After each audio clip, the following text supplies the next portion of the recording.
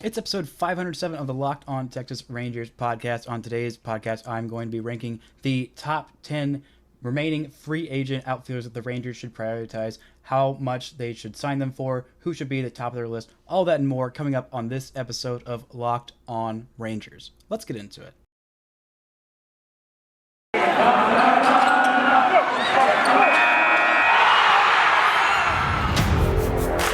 You are Locked On Rangers, your daily Texas Rangers podcast. Part of the Locked On Podcast Network, your team every day.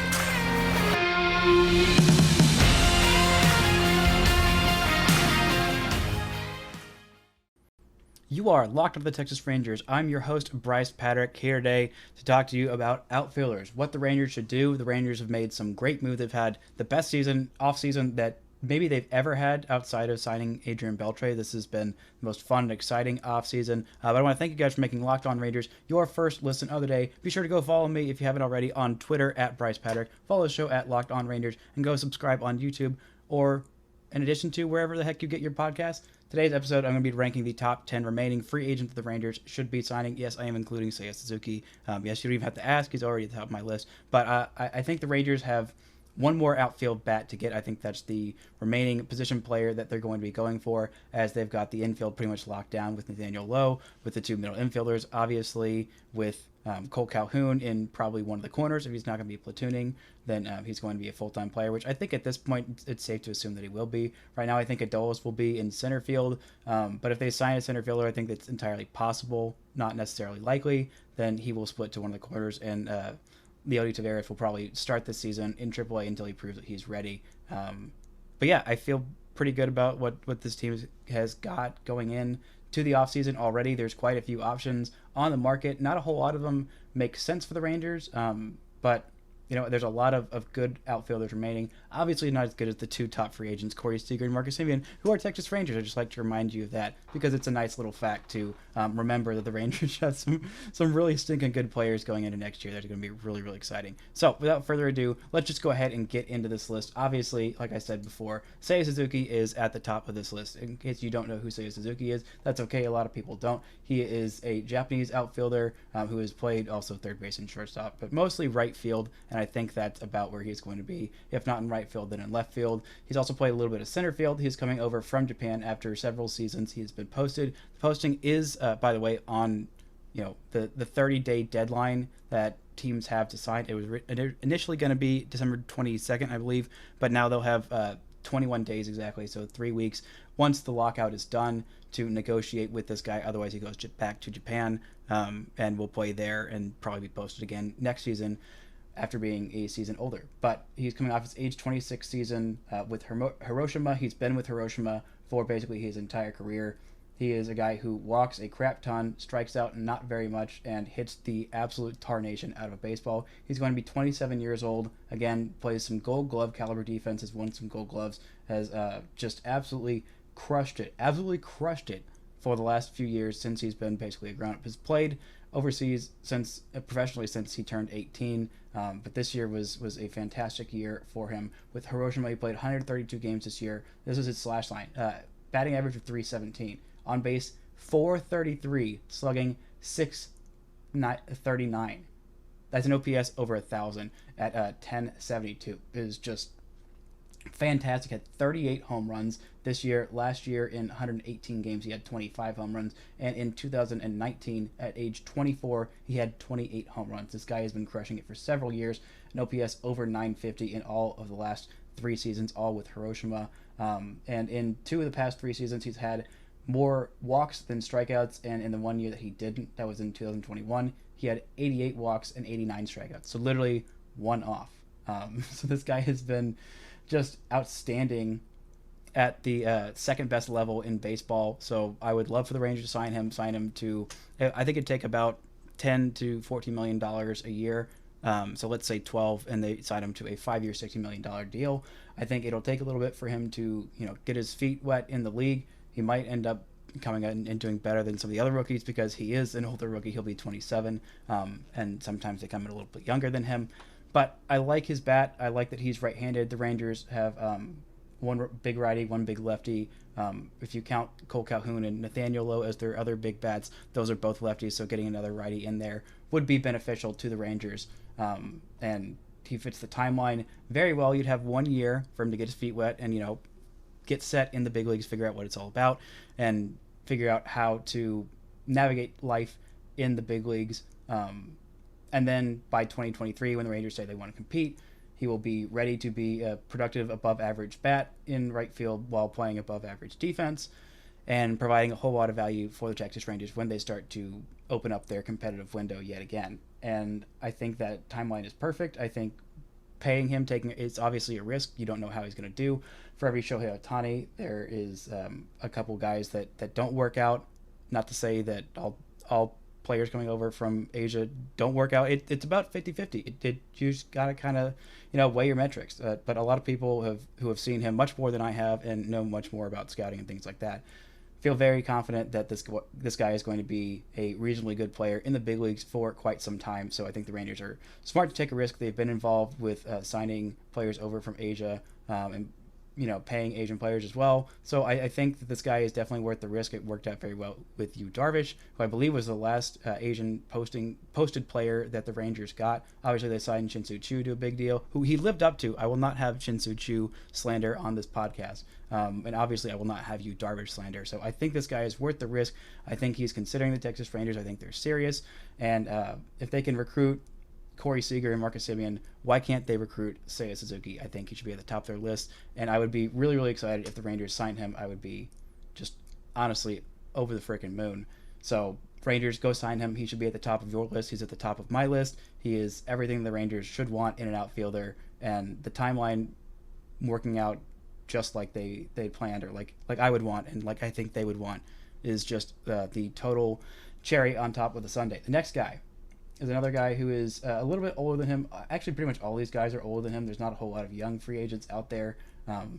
All of them are going to be around 30 to 32 or so that's left. But the guy who has won 2 World Series, won a World Series MVP, and absolutely hits the tar nation out of the baseball, that is Jorge Soler. He is number 2 on my list. He is going to be 30 years old next year. In 2021, during the regular season, it did not go well for him. But in the postseason, he just turned it on and crushed it. Won the World Series MVP, well deserved. Had I believe, a negative WAR throughout the season. Yeah, with Kansas City, he had a negative. Where did we go?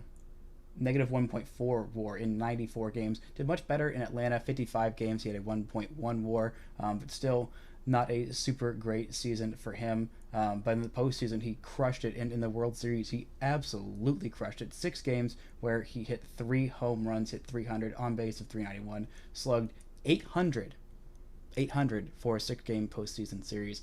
Was truly critical in them winning the World Series for the first time since the year turned 2000. So big bat, has had some really great seasons, had a couple really great seasons with not just with Chicago, but with Kansas City. His first year, actually, not scratch that. In 2019, he had a 48 home run season. In 2021, he finished with 27 home runs. 2020 wasn't great for him. Had an OPS under 800, but his career OPS is 796. A big right-handed bat. Can play some defense. Might be more of a DH kind of guy, but provides some thump in your lineup as a right-handed hitter. A guy who I just like, an OPS plus for his career of 111. So a guy who's a big right-handed bat, like I said, that I really like. I think Rangers could do pretty well for him. 3, 4, 5-year deal. I think he's worth it. He's a big guy, and power doesn't usually slough off that much for guys. He's going to be 35, I think, at the end of that contract if they offered him a 5-year deal. So you'd be getting him right in his prime. I think he'd be worth maybe a little bit. He might be paid a little bit more than Seiya Suzuki. I'm not exactly sure. But we'll see. All these contracts are getting nuts, and I'm sure it's going to be even more nuts once the lockout is done and the Rangers and everybody else are allowed to sign free agents again. So I think he would be right now number 2 on my list. Now, some of these guys that are below him, I don't think that they're worse. I just think that they fit with the Rangers a little bit less. So I'm going to tell you more about those guys. But first, I got to tell you guys about Built Bar. This holiday season, grab the protein bar that tastes like a candy bar, or maybe even better than a candy bar. Filled with so much holiday goodness, with rich, decadent flavor covered in chocolate, but amazingly low in calories, sugar, net carbs, and fat, and high in protein. You get the best of both worlds, delicious and healthy. Built Bar will give you that extra fuel to bust down those mall doors and battle all the holiday shoppers, or if you're standing in endless lines, Built Bar can give you that extra something to keep going. You're friends with Santa? Well, tell him to throw a few Built Bars in the stockings with so many flavors that make anyone's Christmas morning a happy one. Want to cozy up to something warm? Here's a holiday secret. Dip your Built Bars in piping hot cup of hot cocoa. Let it melt a little bit. Give your beverage that extra Built Bar flavor. Plus, you'll have a nice melty Built Bar to go with it, but be sure to have some napkins on hand because it can get a little bit messy. But it's worth the mess. The taste is so good. Like some of these marshmallow treats around the holidays, you can get your hands on Built Bar Puffs. They're light, fluffy, marshmallowy through and through, different flavors, all covered in chocolate. Tastes so good, you won't believe that they're filled with protein. Except they are, so you gotta believe it.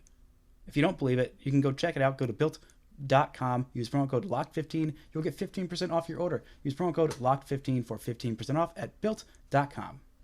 And we're back ranked the top 10 outfielders, free agent outfielders of the Rangers Chapter 2. I want to thank you guys for making Locked On Rangers your first listen of the day. But this next guy is another guy who has won a World Series, who was critical to Atlanta getting to the World Series. That's right. Another left-handed bat, Eddie Rosario. Eddie Rosario has been a above average outfielder for several years. Has been in Minnesota from 2015 to 2020. Started 2021 with Cleveland. Ended the year with the Braves.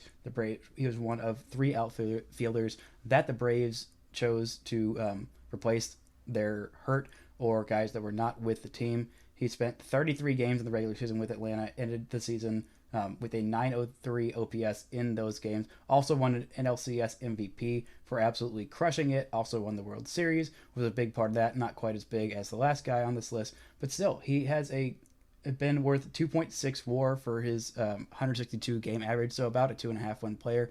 That's right around what Cole Calhoun is averaging. I believe Cole Calhoun is at like 2.4 wins per 162 games for his career. Let me double check that real quick. Yeah, exactly 2.4.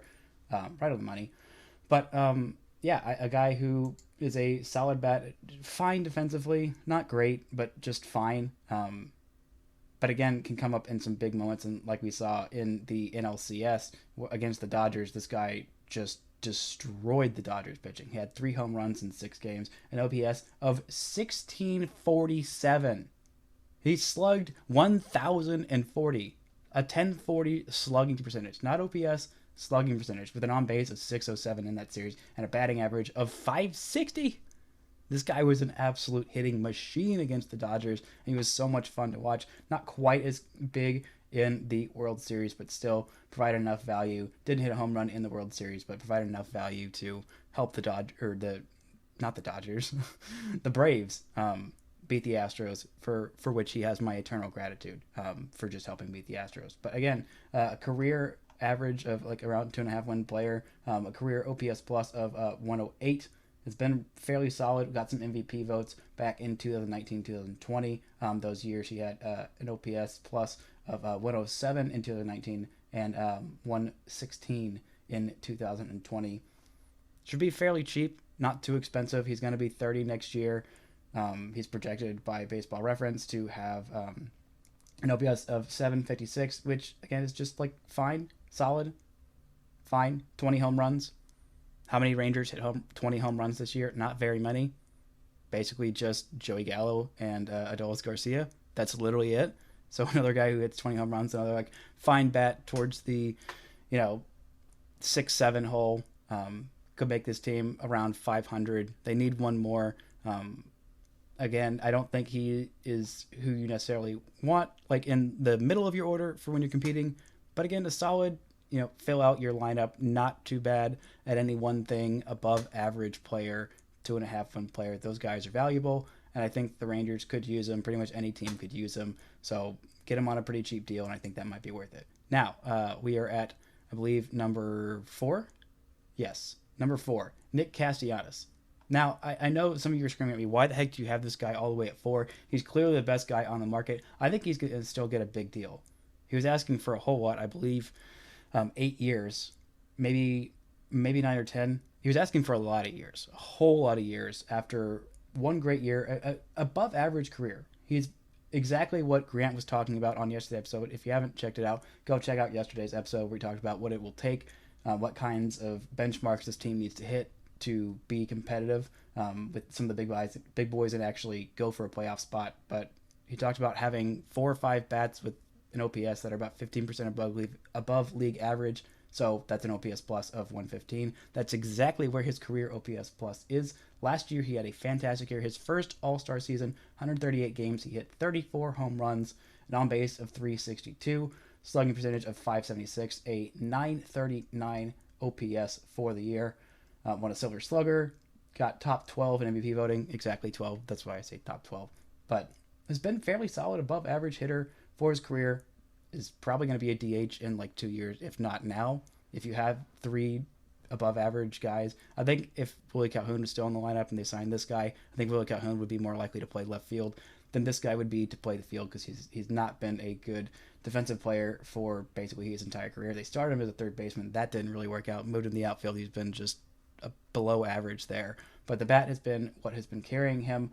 I do have some concerns about his on-base. His on-base for his career is 329. Last year, that 362 might have been a bit of an aberration. I'm hoping not. 41 walks in 138 games is more than he normally averages. In a 162 game season, he averages 44, so that is well above what his career average is. I would like him to walk more. If he continues that 360 on base and slugs over 550, that is huge. That is great. He is worth that 6 to 8 year deal. I think that's a 6. It might be around what he ends up getting. I don't think someone's going to give him 8 unless it's some team that really needs a bat and is desperate to overpay. I don't see a whole lot of teams like that out there because everyone has been cards so close to the chest and not spending a whole bunch of money. Teams kind of cheaping out. Maybe the Mets go big and sign him to this big deal because they've been the only other ones spending like the Rangers have. So maybe that gets it done. But I do have concerns about how he'll hold up and him not walking quite as much as you want for a guy who is just completely offense first. Good player. Would be a lot of fun to make the joke. There's a drive to deep right field by Nick Castellanos every time he hit a home run. But again, I don't know if that's worth spending a huge contract on him. Now, I'm going to finish out the rest of this list. But first, I got to tell you guys about BetOnline. BetOnline sponsors this podcast, and BetOnline has you covered for all this season with more props, odds, and lines than ever before as football season continues the march to the playoffs. BetOnline remains your number one spot for all the sports action this season. So head to the new, updated desktop or mobile website, sign up today, receive your 50% welcome bonus on your first deposit. Just use our promo code LOCKEDON to receive your bonus. From basketball, football, NHL, boxing, and UFC, right to your favorite Vegas casino games. Don't wait to take advantage of all the amazing offers available for the 2021 season. BetOnline is the fastest and easiest way to bet on all your favorite sports. BetOnline, it's where the game starts.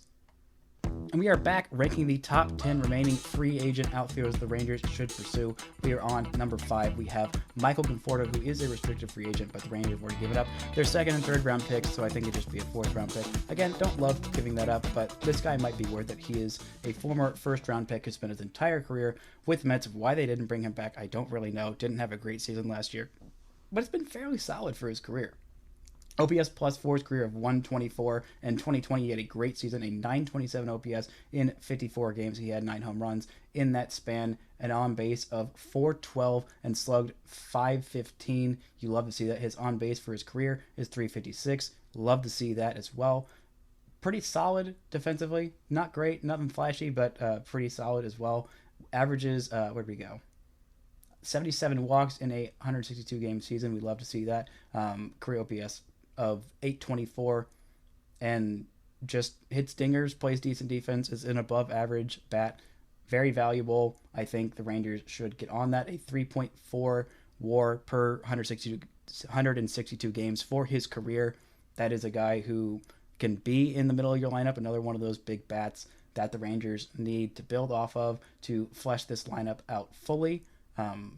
I really think that this guy could provide some value. He'll be 29 next season, so sign him to a 3 to 5 year deal.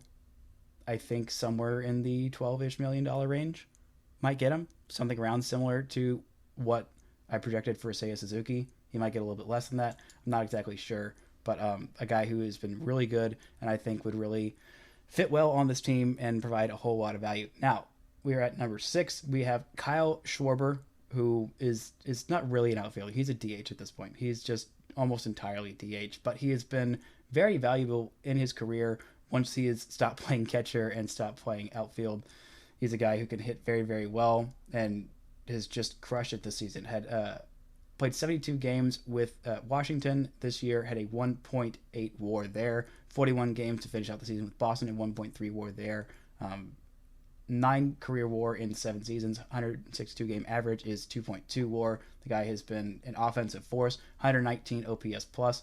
Last year finished the season between those two spots with a 928 OPS, 32 home runs, and again in only 113 games because he missed some time. An on base of where did we go? 374. He had a 435 on base in the final 41 games of his season. All those coming with Boston. A guy who can get on base, who can smack the crap out of the baseball. But again, is probably going to get a fairly decent contract. I'm not sure how much he's going to consider the Rangers, but they should throw their hat in the ring because this guy can hit very, very well.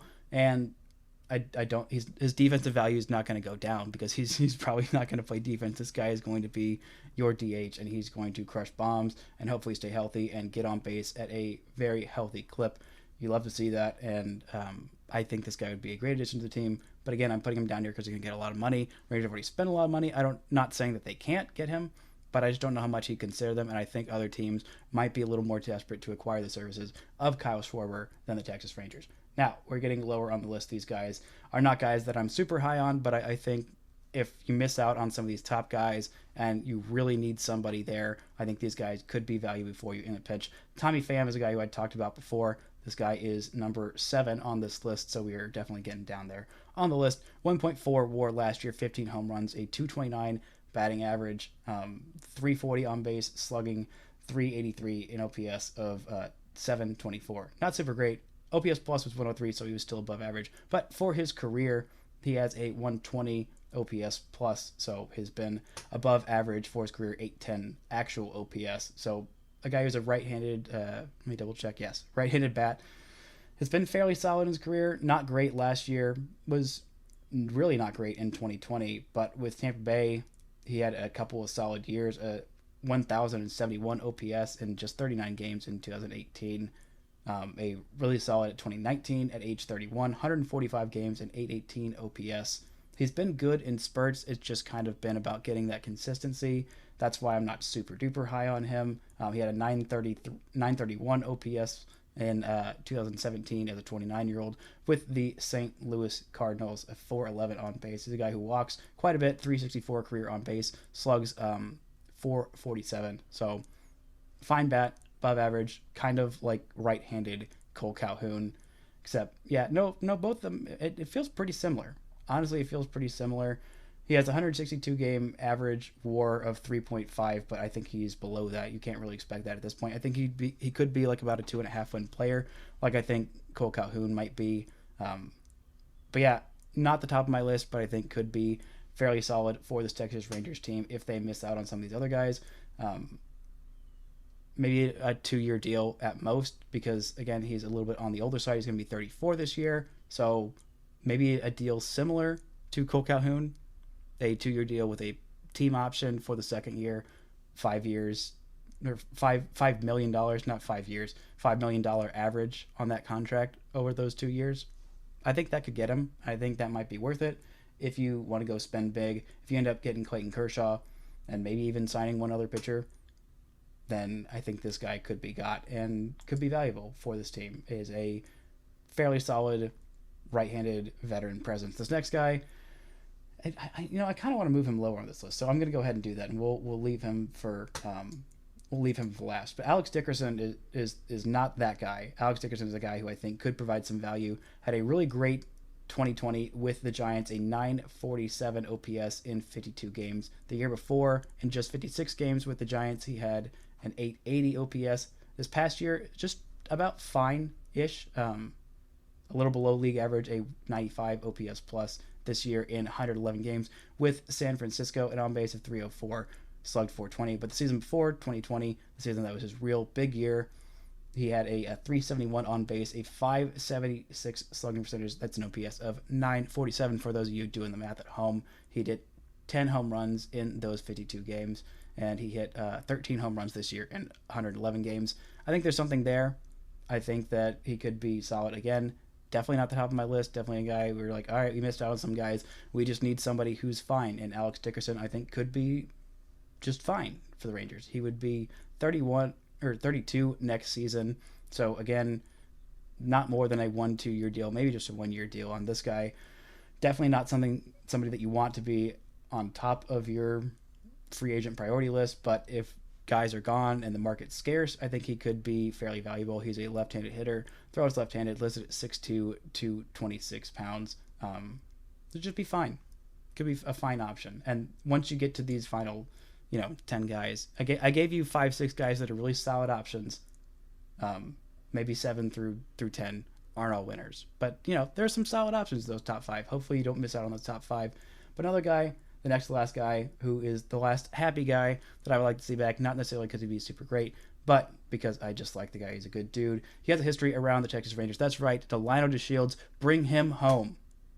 There's a reason he's number 9 on this list. Didn't have the best 2021. Only played in 25 games with Cincinnati, but did do well once he got back up to the big leagues. Started the year with the Rangers on a minor league deal, but provided some value with Cincinnati. In 25 games, he had a .375 on base percentage, a .426 slugging percentage. That's an .801 OPS. That is by far the best in his career. And again, he's very great defensively. Would definitely play center field if he came here. Push Adolis to one of the corners and Cole Calhoun to the other corner. I like him. I like him a lot. The Rangers like him. So why not bring him home? If he can get that on base in like the 350s, that is super valuable for a guy who is still stupid fast, still plays some really great defense in center field, could definitely provide a lot of value. And I would just like to see it. I would like to see him be happy. And again, we're at the 9th one, so maybe he could be signed anyway. Maybe they could sign him anyway as like the second outfielder that they sign. I guess the third, because Cole Calhoun's already there. But the second of these 10 guys that I'm saying that are remaining. The last one on my list is just a due diligence kind of thing. Of the guys who are left, Jock Peterson. He's fine. He has not been anywhere near his early self. Last year, he did show some big moments in the postseason. Has a career OPS of 794, so just a little bit below 800, but hasn't had an OPS of over 800 since 2019. He had an 876 OPS in 149 games with the Dodgers that year, but then kind of fell off the table and hasn't quite been the same thing since. In 2020, had a 681 OPS, and last year had a 732 OPS. Just have a little bit of concerns that he's not quite anywhere near what he was before, when he was being an above average kind of platoony kind of guy, but would still get quite a few at bats. A career on base of 332 and a career slugging percentage of 462. So be fine if you miss out on some of these other guys. He's going to be 30 next year. I think it'd be a 1 to 3 year deal. I actually don't think. I'd say 1 to 2 year deal, because he still, outside of a few postseason moments, hasn't really shown that he is quite where he was in 2019 when he was crushing it with the Dodgers, and shown he's been more like 2020, 2021 versions of himself, where he is just not quite all there, not quite, to the same level. And the projections by Baseball Reference, they have him being about that. They have him projected for 22 home runs next year and 478 plate appearances, a 753 OPS, an on base of 313, slugging 440. That's not great. That's a pretty cheap contract, honestly, a 1 or 2 year deal at most. And I don't even know that he'd get $5 million a year for what he's projected. So again, if he's there and you've run out of all these other 9 guys, then I guess that's who you go for. I'm sure there even are a few other ones that I left off here that might be a little bit better than him. Like I don't know. I think I left off Corey Dickerson and Andrew McCutchen. I might even go get those guys, because you're just going to get them on a 1 year deal if it is this. Outside of that, but again, there's a reason he's number 10. I still think I feel good about having him at number 10 versus some of the other guys in terms of likelihood, in terms of what he would bring, and all that good stuff. But those are your 10 free agents. There you are. I did it. Hopefully, I think tomorrow I will be doing a crossover with Locked On Rockies, talking about what to expect from John Gray with Paul. It's going to be great. Looking forward to that. Should be a lot of fun. Trying to book a special guest for Friday, or maybe even another crossover episode. We'll see what we can do with that. That might have to end up being pushed to Monday. We'll see. Who knows? But until next time, don't forget to enjoy baseball.